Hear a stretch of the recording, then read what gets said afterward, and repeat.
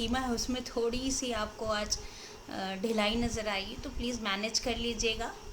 Hopefully आज हम लोग का एक अच्छा इंटरेक्टिव टाइम पीरियड बीते, इसलिए आज मैं लाइव आई हूँ इस लॉकडाउन पीरियड में। जब तक कि मेरा नाम पल्लवी है और मैं बनारस से आज फेसबुक पर लाइव हूँ, और जब तक कि और लोग यहाँ पर ज्वाइन करें और हम लोगों के साथ इंटरेक्ट करें, मैं थोड़ा सा इनफॉर्मल एक गेम स्टार्ट करती हूँ कि बहुत दिनों से मेरे दिमाग में एक गाना हमारे टाइम का आ रहा है। दिल कहता है चल उनसे मिल, रुकते हैं उठते हैं कदम रुक जाते हैं, कभी दिल हमको समझाता है कभी हम दिल को समझाते हैं। अगर आपको भी ये गाना, इस तरह का कोई भी गाना जो लगता है कि लॉकडाउन से मैच करता हो, तो आप ज़रूर यहाँ पर कमेंट करके अपना वो गाना जो लॉकडाउन के लिए है यहाँ पर डालें। तो मैं स्टार्ट करना चाहती हूँ। Thank you Pahal, psychologist India and dogs near me to invite me here and to give me this chance to talk with you all people around. बहुत से ऐसे लोग हैं जो काफ़ी ज्ञान बटोर चुके हैं इस बारे में, और शायद बहुत के दिमाग में ये भी आ रहा होगा कि हम तो पक गए हैं, इतनी ज्ञान की बातें हो चुकी हैं इसके बारे में। पर मुझे लगता है कि अब 15 दिन और बढ़ जाने की वजह से हमारा ये ज्ञान जो हमने इतने 21 दिन में बटोरा है, शायद वो काम आने वाला है आगे, कि हम कैसे इस ज्ञान को और इम्प्लीमेंट कर सकें, एक्सिक्यूट कर सकें, और ताकि बेटर से बेटर अपने आने वाले दिनों को भी लॉकडाउन का मज़ेदार बनाकर और हैप्पी बनाकर बिता सकें। होपफुली अगर आप मुझे सुन पा रहे होंगे, तो मैं इंतज़ार कर रही हूँ कि हमने जो अभी थोड़ी देर पहले एक टास्क दिया था उससे रिलेटेड कुछ सॉन्ग्स आप यहाँ पर पोस्ट करें, जो बिल्कुल सेल्फ़ आइसोलेशन को, जो लॉकडाउन को, जो सोशल डिस्टेंसिंग को बताता हो। वैसे सॉन्ग्स अगर आप मुझे कमेंट करके भेजेंगे तो मुझे लगेगा कि हाँ, लोग मुझे रियली सुन रहे हैं और इस बात को जानना चाह रहे हैं कि हम आज क्या बात करने वाले हैं। जैसा कि आपने देखा कि टॉपिक है coping with emotional distance during this social distancing period. ये सोशल डिस्टेंसिंग मेरे लिए तो नया टर्म नहीं है। व्हाट आई फील कि मैं एक ऐसी पर्सन हूँ जो हर वक्त सोशल इंगेजमेंट और सोशलाइजेशन को बढ़ाने की बात करती थी, और आज मुझे खुद आश्चर्य हो रहा है कि मैं सोशल डिस्टेंस को प्रमोट करने की बात करने के लिए आप सबके सामने बैठी हूँ। पर मैं फिर भी यही कहना चाहती हूँ कि सोशल डिस्टेंस के साथ साथ इमोशनल डिस्टेंस के लिए कहीं भी नहीं लिखा गया, कहीं भी नहीं ये कहा गया कि हमें अपने आप दोस्तों के साथ, अपने लोगों के बीच में इमोशनल डिस्टेंस लाने की ज़रूरत है। हम उस ज़माने से बिलोंग कर रहे हैं जहाँ हम फेसबुक और मीडिया और इंस्टाग्राम बाकी चीज़ों में इतने इन्वॉल्व होते जा रहे हैं कि ऑलरेडी इमोशनल डिस्टेंस हमारे बीच आ गया है। तो अगर मैं ये कहूँ कि ये सोशल डिस्टेंस पीरियड जो है वो बेसिकली अभी हमें इसलिए ज़्यादा ख़राब लग रहा है क्योंकि ये शायद फोर्स्ड है, ये किसी और के द्वारा हमारे ऊपर इम्पोज़ किया गया है, इसलिए शायद ये हमें परेशान कर रहा है। तो जाहिर सी बात है, जहाँ भी हमारे लैक ऑफ कंट्रोल की बात आती है, हमें लगता है कि हमारे इच्छाओं पर, हमारे मन की जो ख्वाहिश है, जो हम करना चाहते हैं, उस पर अगर कोई और कंट्रोल करता है और उसको हम पर इम्पोज़ करने की कोशिश करता है, तो जाहिर सी बात है वो हमें ऐसा एहसास दिलाता है कि हम बेसिकली बहुत दिक्कत में हैं। और ये सोशल डिस्टेंस पीरियड शायद कुछ वैसा ही है कि ये हमें ये फीलिंग दे रहा है कि हमने अपना कंट्रोल खो दिया है और हम किसी फोर्स्ड और इम्पोज्ड कारण से अपने आप को घर में बंद करके रखे हुए हैं। सच में ये ऐसा है, पर मुझे लगता है कि जिस तरह से हम अपने लोगों से दूर होते जा रहे थे, अपने घर परिवार, अपने काम में इतना व्यस्त होते जा रहे थे कि हम अपने लोगों के लिए शायद अपने समय नहीं निकाल पा रहे थे, बातचीत नहीं कर पा रहे थे। तो शायद वर्ल्ड ने, यूनिवर्स ने हमें ये पॉज लगाया है हमारे उस मूवमेंट पे कि कम से कम हम शायद इतना मौका निकाल कर अपने आप को एनालाइज़ कर पाएँ और महसूस कर पाएँ कि एग्जैक्टली जब हम बहुत ज़्यादा व्यस्त हैं अपने जीवन में, तो कुछ छूट तो नहीं रहा हमारा पीछे, और वो चीज़ पीछे ना छूटे इसीलिए ये ज़रूरी है कि शायद इस लॉकडाउन पीरियड में हम अपना वो विश्लेषण कर सकें, अपने अंदर झांक सकें और पहचानने की कोशिश कर सकें कि हम कितना दूर आ गए हैं अपने लोगों से, अपने आसपास के व्यक्तियों से जिनसे हम शायद करीब रहना चाहते हैं हमेशा, पर अपने व्यस्तता के कारण नहीं रह पाते। तो इस समय में शायद हम उस चीज़ को वापस उभार सकते हैं और समझ सकते हैं और कोशिश कर सकते हैं कि हम वापस उनसे जुड़ें, उनसे मिलें और उनसे बातें करें। ये सोशल डिस्टेंसिंग का जो टाइम है, जो इस तरह से आपने महसूस किया है, चिड़चिड़ाहट है हर तरफ, गुस्सा है हर तरफ, मतलब बस सारे दिन शायद घर में एक ही बात नज़र आती है सबके ज़बान पर बोलते हुए, तुमने ग्लास इधर क्यों छोड़ दिया, तुमने अपनी शर्ट यहाँ क्यों रख दी, और बहुत सारी ऐसी बातें हैं जो जनरली हम आराम से इग्नोर कर जाते थे। अभी सोशल डिस्टेंसिंग के टाइम पे ऐसा हो रहा है कि हम वो बातें इग्नोर नहीं कर पा रहे हैं। हम उन्हीं बातों पर फोकस कर रहे हैं जो बार बार आराम से इग्नोर हो जाया करती थी। इसके साथ बहुत कुछ इम्पॉर्टेंट है जो हमें जानना ज़रूरी है। जैसे कि मैं ये बताना चाहूँगी कि हम इस बात को समझें कि इस पीरियड को, जो अभी 3 हफ्ता बीत चुका है, उस पीरियड को हमने कैसे यूटिलाइज़ किया है। क्या इसके ऊपर हमने थोड़ा भी वापस इस चीज़ को झांका है? क्या हमने इस चीज़ को जानने को महसूस किया है कि हमने इस पीरियड को कैसे यूटिलाइज़ किया है? मुझे पता नहीं, ये अभी 30 अप्रैल तक बोल रहे हैं कि लॉकडाउन होगा, पर ये कहना बहुत मुश्किल है कि ये मई में भी सारी चीज़ें ठीक हो जाएंगी और हम इतने निश्चिंत होकर बाहर निकल पाएंगे, आराम से घूमने जा पाएंगे।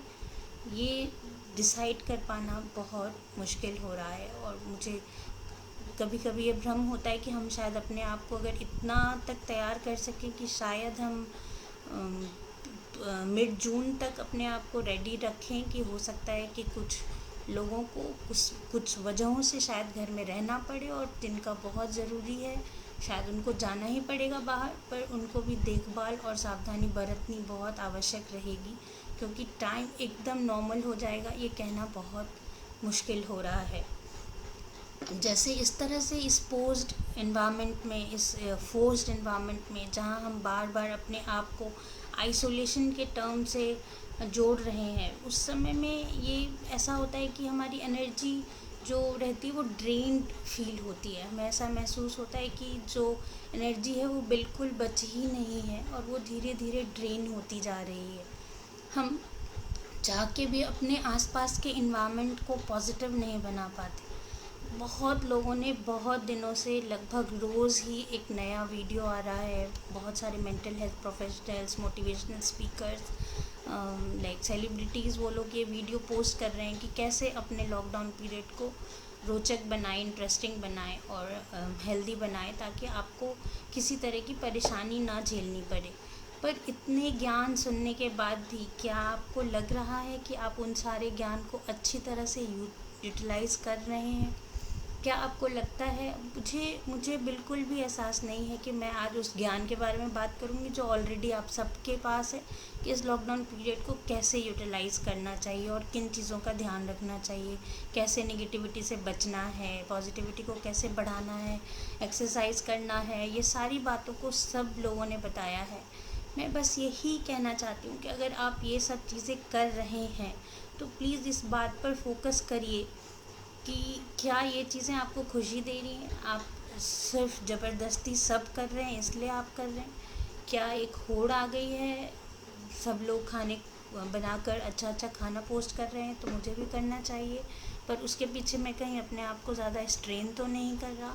ये सब चीज़ें ध्यान देने की बात है। मुझे बस इतना लगता है कि हर तरह का ओपिनियन है। एक तरफ लोग कह रहे हैं कि हज़ारों लोग भूखे हैं तो आप खाने की पोस्ट ना डालें। एक तरफ लोग कह रहे हैं कि हज़ारों लोग इस अवस्था में दुखी हैं, ये पेंडेमिक है, पार्टी नहीं है, तो प्लीज़ आप अपने लाइक एक्सरसाइज के वीडियोस पोस्ट ना करें और अपने वर्कआउट्स के वीडियोस पोस्ट ना करें। मुझे मालूम है कि ये दुनिया हमेशा दो और अलग अलग ओपिनियंस लेकर रहती है, तो मुझे लगता है कि यहाँ इम्पोर्टेंट है कि आपको क्या खुशी देता है, आप उस बात पर ध्यान रखें। आपको जो अच्छा लग रहा है आप उस चीज़ को ज़रूर करें। ध्यान इस चीज़ पर नहीं देना है कि लोग आपकी बातों पर क्या कमेंट कर रहे हैं और आपको क्या बताने की कोशिश कर रहे हैं। बहुत बहुत दिक्कत वाला समय है। जैसे हर दिन मैं लोगों से बात करती हूँ, लोग मुझे बताते हैं कि कितने लोग आना चाहते हैं, मिलना चाहते हैं, और हम उनको बोल देते हैं कि प्लीज़ अभी घर में मत आइए। हमें बुरा लगता है कि हमारे पड़ोसी अगर हमसे कुछ लेने या देने आ रहे हैं तो हम उन्हें घर के अंदर नहीं बुलाते। हम उन्हें आराम से कहते हैं कि आप प्लीज़ अभी चले जाइए, जो सामान देना है वो लेते हैं और नमस्ते कर कर उन्हें वापस भेज देते हैं। ये सारी चीज़ें बहुत डिफ़िकल्ट है। आने वाले समय में हो सकता है कि ये कुछ लोगों के बीच में मनमुटाव भी लेकर आए, पर मुझे लगता है कि लोग अगर समझदारी से बिहेव करेंगे तो उनको समझ आएगा कि ये गलत नहीं हो रहा है। एक तरह से एक ऐसी बात है कि हमें समझना है और आपस में इमोशनली अपने आप को अटैच फील करना कभी भी नहीं रखना है। हमेशा ये महसूस करना है कि हाँ, हम लोग एक दूसरे से अटैच हैं और ज़रूरत के टाइम पे हो सकता है एक दूसरे के लिए खड़े भी रहेंगे। पर अभी तो ऐसी मुसीबत आई है कि अगर कोई हॉस्पिटल में आपका अपना भी भर्ती हो जाए तो शायद आप उसको देखने नहीं जाएंगे, और आपको अनसेफ लगेगा कि मैं उनके सामने उनको देखने के लिए जाऊं। मुझे कुछ अपने दोस्तों और सूत्रों से ये भी पता चला कि कई जगह डॉक्टर्स के साथ भी बहुत बुरा बिहेव हो रहा है, नर्सेस के साथ भी बुरा बिहेव हो रहा है, और इवन डॉक्टर्स भी कई जगह इस तरह से बिहेव कर रहे हैं कि वो पेशेंट के साथ भी बहुत कंपैशनेट नहीं हो पा रहे हैं चाह कर भी, क्योंकि वो पूरी तरह से हजमत सूट और पीपीई पहने रहते हैं। तो बहुत डिफ़िकल्ट होता है कि वो अपने कंपैशन को सिर्फ अपने बॉडी एक्शन से पेशेंट तक पहुंचा पाएँ। और इस वजह से आप देख रहे होंगे कि आइसोलेशन वार्ड और क्वारंटाइन वार्ड में भी लोगों के मन के अंदर इतना डर और दहशत आ गया है, और वो इतना अकेलापन महसूस करने लगे हैं कि आपके सामने सुसाइड के केसेस भी आ रहे हैं न्यूज़ में। मैं आपको बताना चाहूँगी कि मेरा खुद का एक्सपीरियंस है आइसोलेशन वार्ड में रहने का, और मैं 3 दिन जाकर रही हूँ मैं कोविड-19 टेस्ट के दौरान।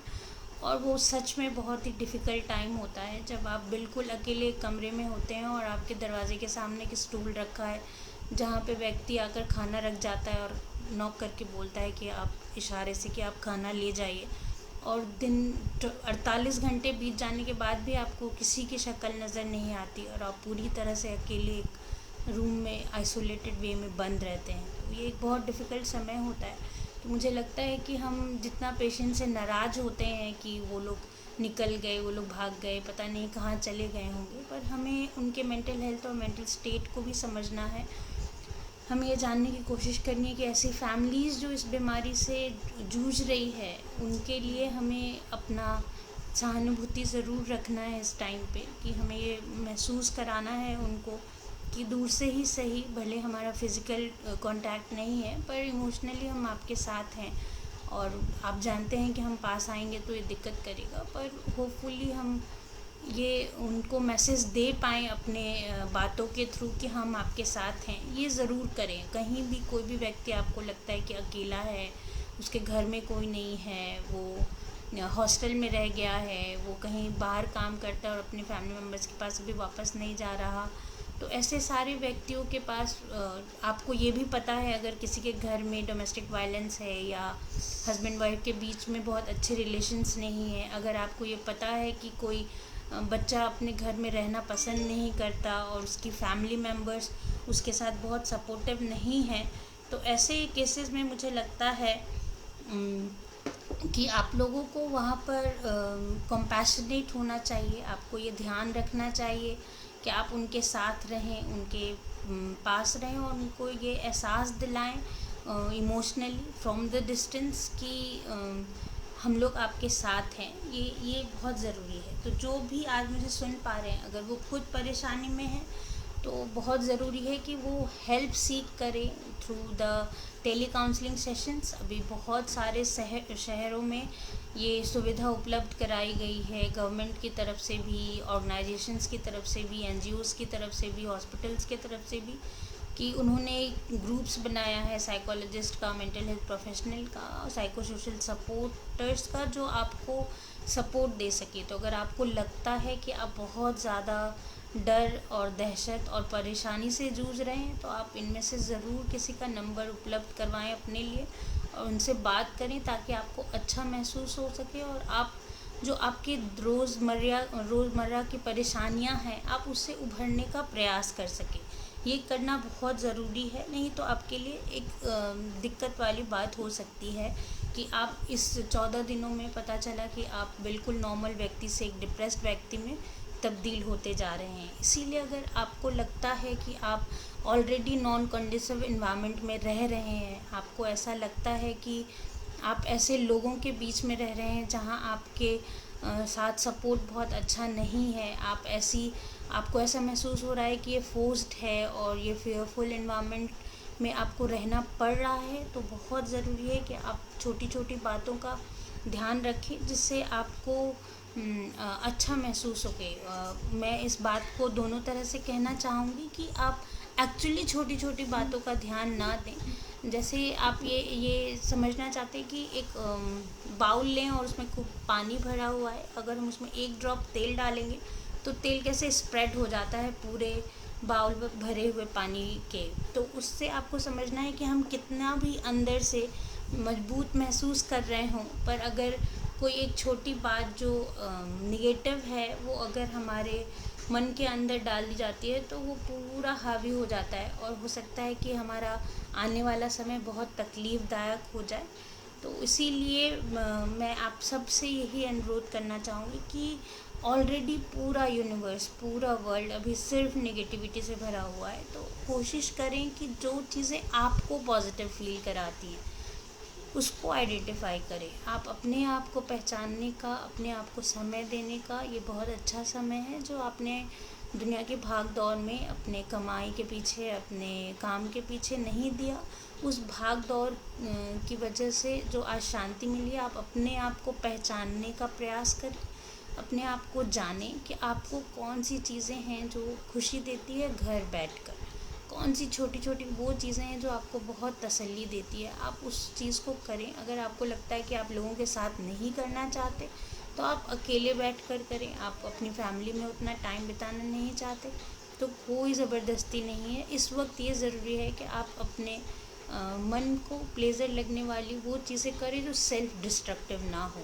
गुड और बैड को डिफ्रेंशिएट करते हुए, अपने विवेक बुद्धि को अप्लाई करते हुए ये ध्यान रखें कि आप उन चीज़ों का पालन ना करें जो सेल्फ डिस्ट्रक्टिव है, आप उन चीज़ों का पालन करें जो कंस्ट्रक्टिव है, प्लेजरेबल है और आपके सेल्फ को और ज़्यादा ग्रूम करता है, आपको और ज़्यादा बढ़ाता है, आपको और ज़्यादा व्यक्तित्व में बढ़ावा देता है। आप ऐसी चीज़ों का पालन करने का प्रयास करें। तो इस तरह से अगर आप कोशिश करेंगे तो ये बहुत ज़रूरी है कि आप अपने आप को मजबूत रख पाएंगे और पॉजिटिव रख पाएंगे। सबसे ज़्यादा ज़रूरी है इस टाइम पे कि आप आइसोलेशन वर्ड को फोकस ना करें, आप फोकस करें कि आप क्यों इस अवस्था में हैं, उस चीज़ पर अपना ध्यान दें।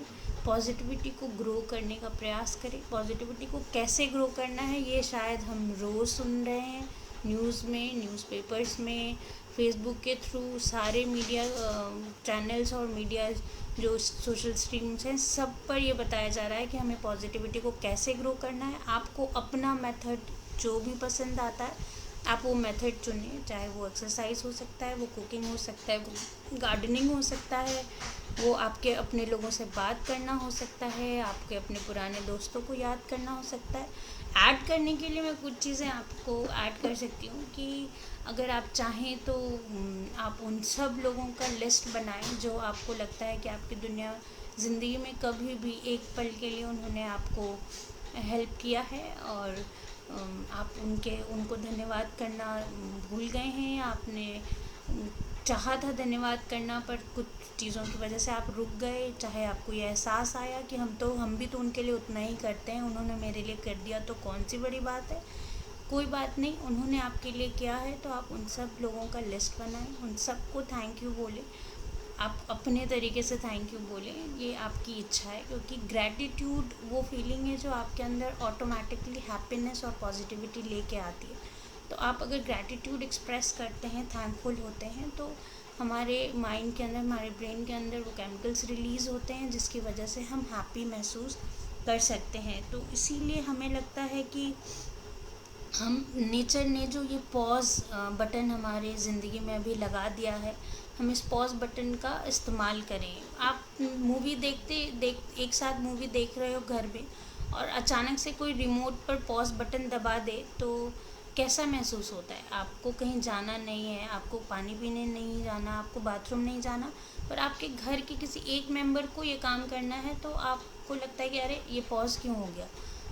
पर वो व्यक्ति जाता है, पानी पीता है, उठ के आता है। उस पॉज़ बटन दबाने का मतलब ही यही होता है कि वो इस समय को अपने तरीके से यूटिलाइज़ कर रहा है। तो आज अगर ज़िंदगी ने, दुनिया ने, यूनिवर्स ने हमें ये पॉज़ बटन हमारे लाइफ में लगाया है, तो आप इसको उस तरह से यूटिलाइज़ करिए कि जो आपके लिए ज़रूरी था, जो आप नहीं कर पा रहे थे, वो आप ज़रूर करें और अपने आप को मोटिवेट रखें, प्रेरित रखें, ताकि आप हमेशा अंदर से वो एनर्जी फील कर सकें जो आने वाले समय में आपको एक्स्ट्रा लगाना है। आपको ये सोचना मुश्किल हो रहा होगा कि ये सब चीज़ें जब ख़त्म होगी तो वापस जब ज़िंदगी चालू होगी तो कितना रश बढ़ जाएगा।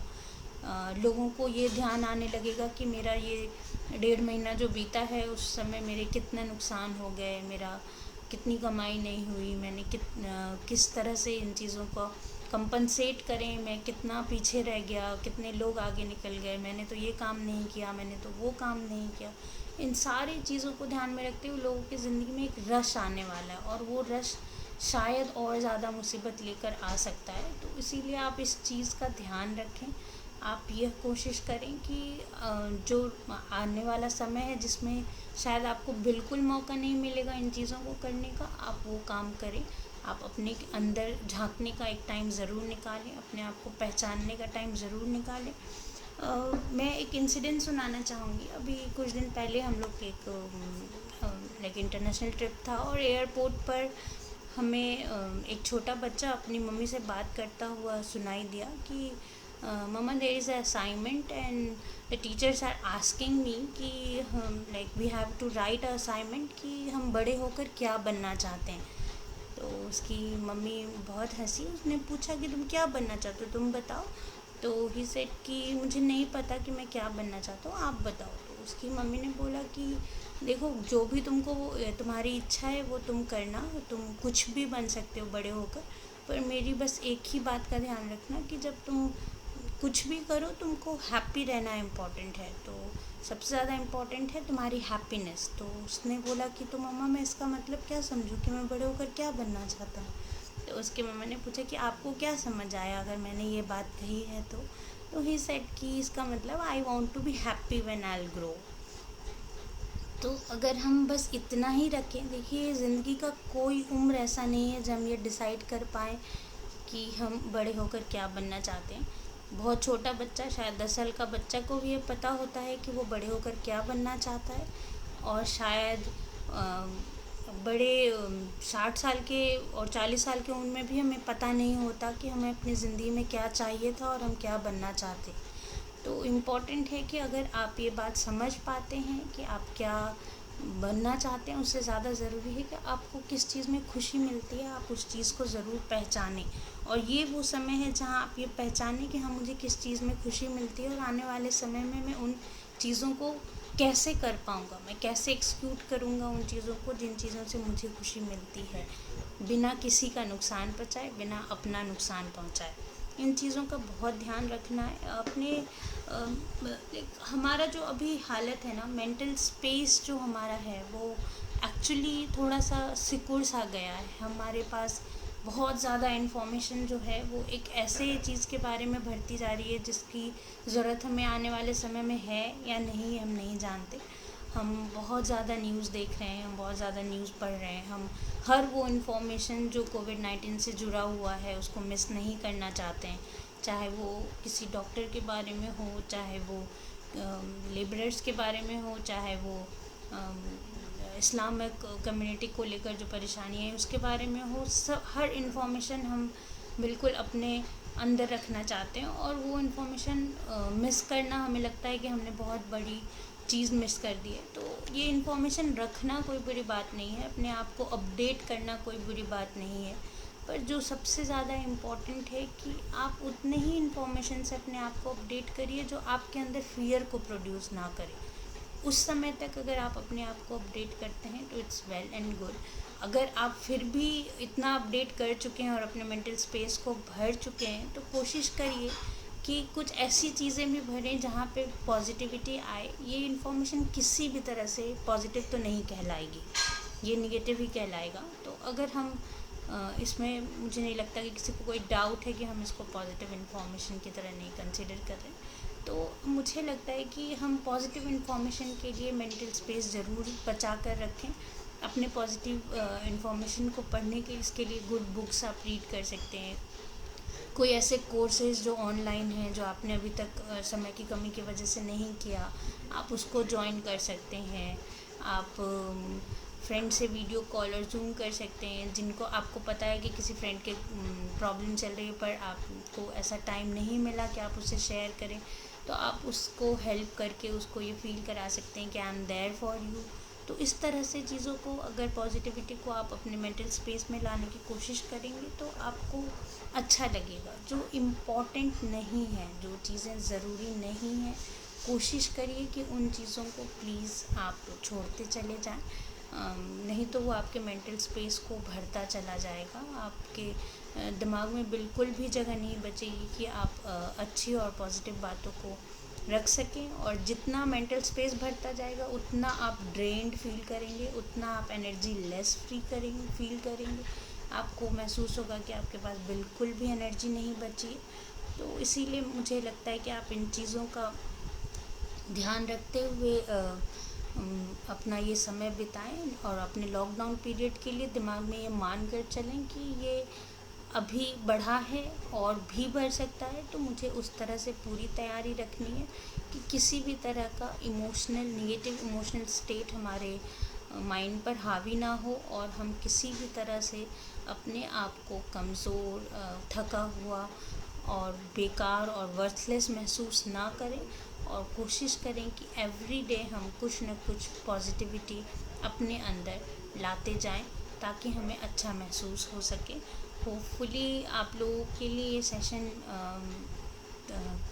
अच्छा रहा होगा। लास्ट सेशन में हमारे पहल के ही लास्ट सेशन में एक किसी ने पूछा था, उसमें वो लिखा हुआ था कि मुझे बहुत अच्छा लग रहा है and I feel very energetic during this session. मुझे इतना ज़्यादा अच्छा महसूस हो रहा है कि मुझे लग रहा है कि मैं बहुत एनर्जेटिक हूँ। तो कहीं मुझे कोई बीमारी तो नहीं हो गई? तो मुझे लगता है कि नहीं। अगर आप ऐसा महसूस कर रहे हैं तो you should check on your energy, you should check on your daily routine, you take care of your rest, you take care of the sleep, like don't stress out with over activity. और अपने rest और sleep का ध्यान रखेंगे तो मुझे नहीं लगता कि इसको किसी बीमारी की तरह जोड़ा जाएगा, क्योंकि बहुत लोग अच्छा महसूस कर रहे हैं इस समय में भी कि उन्हें ये फीलिंग आ रही है कि उनको एक अच्छा टाइम मिला है। तो मुझे लगता है कि वो जो क्वेश्चन उन्होंने पूछा था उसको ये तसल्ली होनी चाहिए कि किसी भी तरह की बीमारी तो नहीं है। देखिए अभी के टाइम पे अगर आप लोग, मुझे खुशी है कि यहाँ पे काफ़ी लोगों ने ज्वाइन किया है और कोशिश कर रहे हैं कि वो मेरी बातों को सुन सकें। अगर किसी के अंदर कोई सवाल है तो प्लीज़ आप कमेंट्स करके पूछ सकते हैं कि आप क्या जानना चाहते हैं। अभी बहुत सारे लोग जो हैं वो डिफरेंट तरीके से अपने आप को सेटिस्फाई करने की कोशिश कर रहे हैं। जैसे मैंने कहा कि आप दोस्तों की लिस्ट बनाकर उनको थैंक यू बोल सकते हैं, वैसे ही आप positive things about this isolation का एक राइटअप तैयार कर सकते हैं कि क्या क्या इस सोशल डिस्टेंसिंग की वजह से, इस लॉकडाउन की वजह से आपकी ज़िंदगी में क्या पॉजिटिव चेंजेस आए हैं। आप उसको लिस्ट डाउन करें, उसको लिखिए, तो आपको दिखाई देगा आपके आंखों के सामने कि आप कितना चेंजेस आपके अंदर महसूस कर रहे हैं। जैसे for example, I was too bad at kitchen but now I have few things in my list that I know कि मुझे अब ये बनाने आता है और I can work in kitchen. And वैसे ही आप अपनी पॉजिटिविटी को ढूंढ कर निकालें कि आपके अंदर क्या हो सकता है। बच्चों को मेरे पास एक क्वेश्चन आया है ये पूछते हुए कि प्रियंका ने पूछा है ये सवाल कि बच्चों को कैसे हम बताएं कि सोशल एंड इमोशनल डिस्टेंस के बारे में उनको कैसे एक्सप्लेन करें, एंड ये कैसे उनको बताएं कि ये क्यों हो रहा है और क्या चीज़ें हैं इसके बारे में। आपको मैं बताऊं कि आजकल बच्चों के ऑनलाइन क्लासेस चल रहे हैं ज़ूम मीटिंग के थ्रू, और काफ़ी बच्चे उस क्लासेस को काफ़ी इन्जॉय कर रहे हैं क्योंकि उनको बिल्कुल नया दिख रहा है। हम यहाँ पे उनको एक्सप्लेन करना बहुत ही ज़्यादा मुश्किल नहीं है। हाँ, जिनके घर में आउटडोर प्ले की स्कोप है, जैसे उनका अपना पर्सनल कंपाउंड है, तो मुझे नहीं लगता कि वहाँ बहुत दिक्कत आ रही होगी। पर जो बच्चे बिल्कुल घर में बंद हैं और जिनको निकलने का बिल्कुल मौका नहीं मिल रहा, उनको समझाने में मुझे लगता है कि अगर वो बहुत छोटे हैं, 3-4 साल के, तो डिफ़िकल्ट है। पर अगर 6 साल 7 साल से ऊपर के बच्चे हैं तो उनको आप काफ़ी अच्छे से समझा सकते हैं जर्म्स के बारे में, चीज़ों के बारे में, ताकि उनको समझ आए कि उनको बाहर क्यों नहीं जाना है। आप देख पाएंगे कि हमारे फॉलो करने की वजह से ये बच्चे काफ़ी कोऑपरेट कर रहे हैं। मैंने अगर मेरा एक्सपीरियंस आप पूछें तो बड़ों से ज़्यादा बच्चे कोऑपरेट कर रहे हैं। अगर बच्चे उनको फोर्स कर रहे हैं तो बाहर जाते हैं, बच्चे उनको बड़े उनको बोलते हैं तो वो निकलने के लिए भी तैयार होते हैं। तो उनको ये एक्सप्लेन करना और अंडरस्टैंड कराना बहुत डिफ़िकल्ट इशू नहीं है।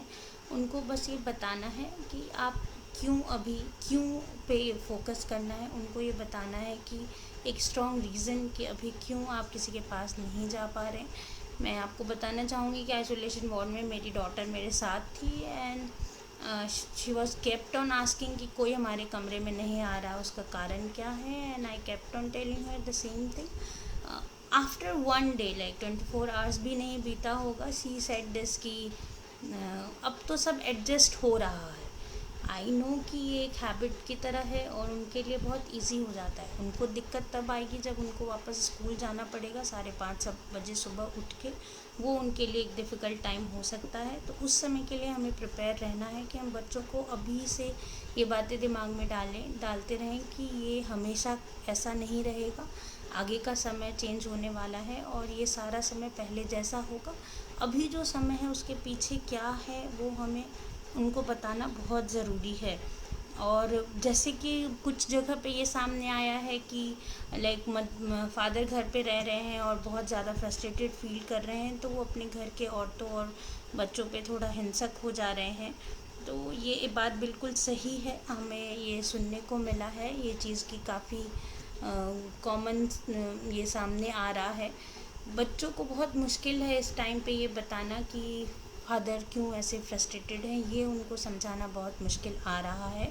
और ऐसे सिचुएशन में मुझे लगता है कि अगर कोई भी घर का ज़िम्मेदार व्यक्ति, अगर वो सुन रहे हैं या समझ रहे हैं तो वो जान रहे हैं, तो घर का कोई भी समझदार व्यक्ति जो इस सिचुएशन को महसूस कर पा रहा है, उसको बच्चों के लिए अपना टाइम शायद निकालना पड़ेगा और उसको इंगेज करना पड़ेगा ऐसी एक्टिविटीज़ में। ऐसे स्टोरीज़ टेलिंग के सेशंस उसके साथ रखने पड़ेंगे। उनको बताना पड़ेगा कि क्यों ये चीज़ हो रहा है और क्यों दिक्कत कर रहा है और क्यों इस तरह के सिचुएशंस सामने आ रहे हैं। ये बच्चों को समझाना पड़ेगा उनके शब्दों में। फॉर एग्ज़ाम्पल हम ऐसे बात करें कि जैसे हम उनको सिंपल समझा सकते हैं कि आपका अगर कहीं जाने का प्लान है या आपका कोई पिकनिक है स्कूल का, वो किसी तरह से कैंसिल हो जाता है तो आप कैसा महसूस करते हैं। वैसे ही अभी मान के चलिए कि आपके पापा का ये रोज़ का काम है कि वो सुबह उठते हैं और जाते हैं, पर उनको आज जाना नहीं पड़ रहा, तो मे बी इस वजह से वो बहुत अपसेट फील कर रहे हैं और वो गुस्सा जो है वो हम पर निकल कर आएगा। तो हमें ये ध्यान रखना है कि हम कैसे उनसे दूरी बनाएं और कैसे उनसे इमोशनली ये उनको महसूस कराएं कि हम किसी तरह से आपको गुस्सा दिलाने के लिए यहाँ पर नहीं हैं। कोमल का ये क्वेश्चन है कि मैं बाहर जाना बिल्कुल पसंद नहीं करती, पहले भी काम पर जाती थी बट अब सामने के रूम तक भी नहीं जाती, तो ये ओके है या नहीं। हाँ, ये मेरे ख्याल से ये बिल्कुल ओके है, क्योंकि हो सकता है कि वो समझ पा रहे हैं। और कभी कभी क्या होता है कि जब हम मन के अंदर एक स्लो पेस में आते हैं ना, तो हम धीरे धीरे बहुत स्लो पेस में आ जाते हैं। वो एक बहुत आराम से होता है, हमारे मन की एक हैबिट सी पड़ती चली जाती है कि हम बहुत घंटों तक अगर कुछ नहीं बोलें तो हो सकता है कि हमारा बहुत देर तक कुछ नहीं बोलने का मन भी नहीं करता, और उस समय कोई सवाल भी करता है तो आप में जवाब देते हैं। कोमल, बिल्कुल ये वैसा ही है कि अगर हम मूवमेंट नहीं कर रहे हैं, बहुत ज़्यादा कहीं नहीं निकल रहे हैं, और उसके बाद हम अपने आप को एक जगह सीमित किए जा रहे हैं, तो धीरे धीरे हम उस सीमा में बंधना को बहुत आराम से कर पाते हैं और बनते चले जाते हैं। तो इसलिए कोई दिक्कत नहीं महसूस करनी चाहिए। पर जैसे ही इन्वायरमेंट चेंज होगा ये आपको अच्छा लगेगा, और अगर आपको ये लग रहा है कि मुझे ऐसे नहीं रहना चाहिए, तो आप अपनी इंटेलिजेंस को यूज़ कीजिए। माइंड वही करता है जो उसको प्लेजेबल लगता है। आप अपने इंटेलिजेंस का यूज़ करिए। आपको लगता है कि ये ज़रूरी है, तो आपको अपने माइंड के ऊपर कंट्रोल रखना पड़ेगा और अपनी विवेक और बुद्धि से ये जज करना पड़ेगा कि मेरे लिए कंस्ट्रक्टिव ये है, मेरे लिए ये ज़्यादा ज़रूरी है कि मैं मूव करूं, तो मुझे हल्का फुल्का मूव करना चाहिए। आकाश ने ये क्वेश्चन पूछा है कि उनका स्लीप पैटर्न बहुत डिफरेंट हो गया है।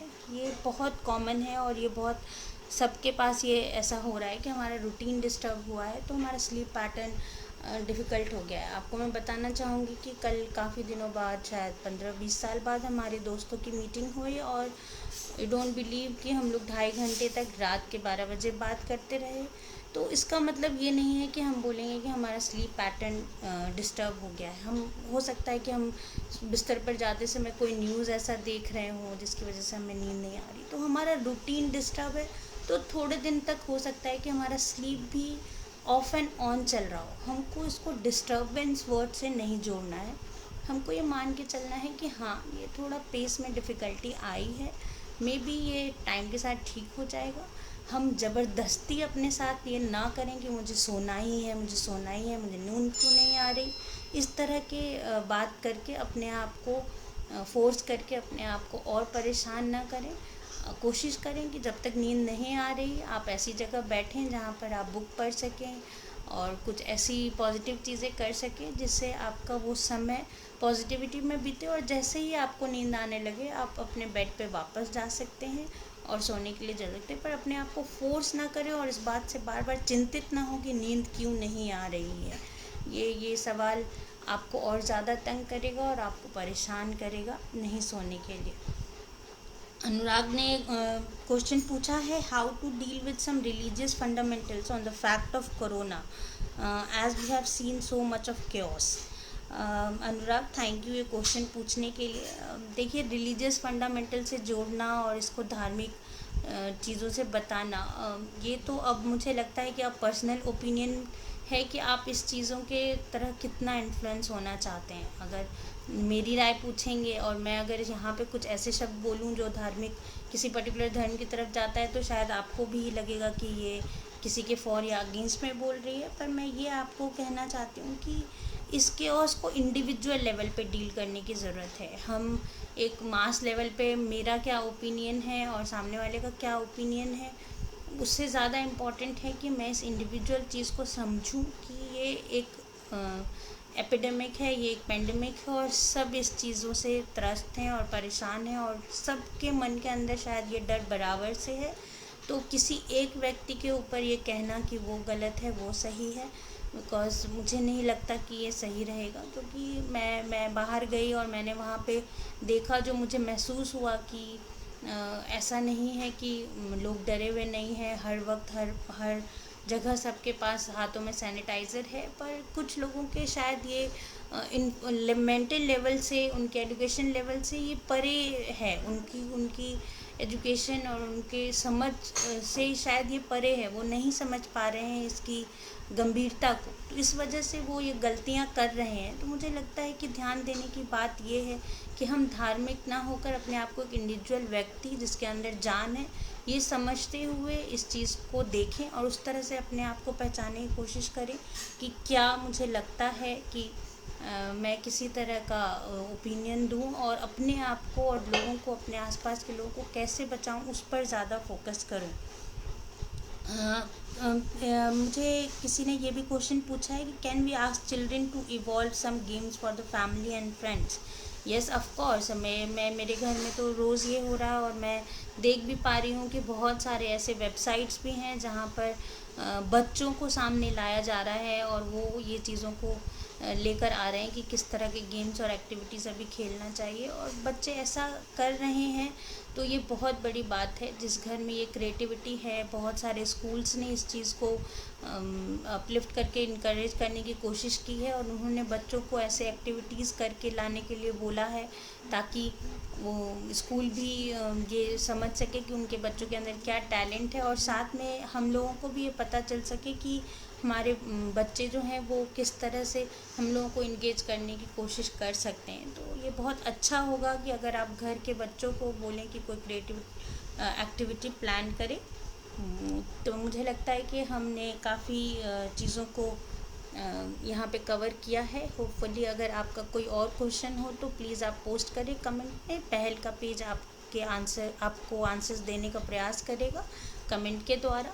और अब हम कोशिश करते हैं कि आगे का आने वाला 30 अप्रैल तक ये समय आपका अच्छा बीते, हेल्दी बीते, और आप बहुत बहुत अच्छे से समझदारी से इस समय को बिताएं और अपने लोगों के लिए कुछ अच्छा प्लान करें, उनके अपने लिए कुछ अच्छा प्लान करें, और मन के अंदर ये खुशी को कैसे बना कर रख सकें उसके लिए कुछ अच्छा प्लान करें। तो thank you so much for the joining and listening to me today. Thanks Docs Near Me, and thanks to Psychologist of India to listen to me and inviting me. Thanks again. Thank you. Sorry, Arpita ने एक और question पूछा है जो मैं miss कर गई। मैं अर्पिता के इस क्वेश्चन का जवाब देना चाहती हूँ। Even simple flu is looking like the symptoms of COVID, how to deal with. I know गले में सुबह उठ के पंखे की हवा की वजह से आपको खराश हो रही है, तो उसके वजह से भी आपको ऐसा लग रहा है कि आपको ये प्रॉब्लम हो रही है। सबसे ज़्यादा ज़रूरी है कि आप पहले इस बात पर विचार करें कि क्या आपने कोई भी एक्टिविटी ऐसा किया है जो आपको लगता है कि आपको कोविड-19 के संक्रमण में ला सकता है। यानी आप भीड़ वाली जगह पे गए हैं, आप किसी ऐसे विजिटर से या किसी ऐसे व्यक्ति से मिले हैं जो ऑलरेडी कोविड-19 के संपर्क में आ चुका होगा, आप बाहर जाकर सामान खरीद रहे हैं या चीज़ों को छू रहे हैं और हाथ सैनिटाइज नहीं कर रहे, बिना हाथ धोए आपने नाक, हाथ, मुँह, कान को छुआ है। अगर इस तरह की चीज़ें आप पहले विश्लेषण करते हैं और लगाते हैं कि हाँ ऐसा है, तो कोशिश करें कि हाँ ऐसा है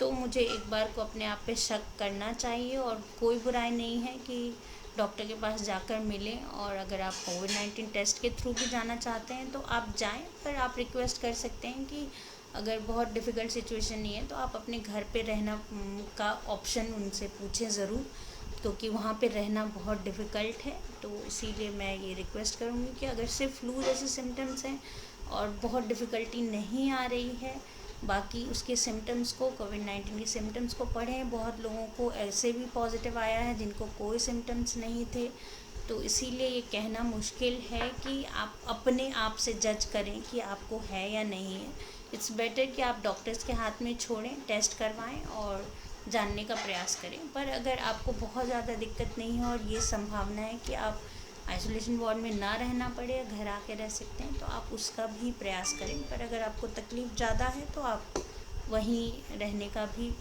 सोच सकते हैं, और कोई ऑप्शन हमारे पास है नहीं कि हमें वहीं रहना पड़ेगा।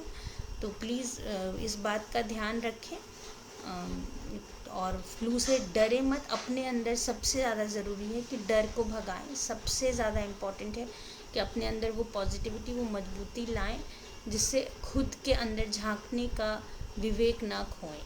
ठीक है, तो अपनी इंटेलिजेंस, अपनी बुद्धि, अपनी विवेक शक्ति को बहुत बढ़ाकर रखना है, जो आपको हेल्प करेगा पॉजिटिविटी को बढ़ाने में। Thank you so much.